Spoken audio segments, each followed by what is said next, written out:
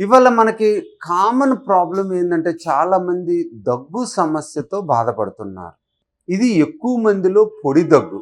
అంటే దగ్గుతా ఉంటారు. Throat irritate అవుతా ఉంటది.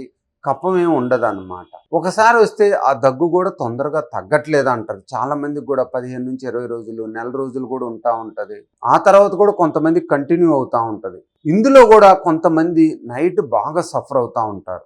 రేత్రిపూట పనుకున్న కొద్దిసేపు దగ్గొస్తా ఉంటది. వాళ్ళకి నిద్ర పట్టదు. బాగా స్ట్రెస్‌లో గూడా ఉంటారు. ఎప్పుడైతే మనకు నిద్ర సరిగ్గా ఉండదో బాడీ అంతా ఎగ్జాస్ట్ అయిపోయి ఎనర్జీ, ఇమ్యూనిటీ తగ్గుతదనమాట. చాలామంది ఇది కన్‌ఫ్యూజన్‌లో డాక్టర్ల చుట్టూతా తిరుగుతా ఉంటారు. ఒక డాక్టర్ దగ్గరికెళ్తారు. తగ్గలేదని ఎమ్మటే ఇది యూజువల్‌గా టైం పట్టిద్ది.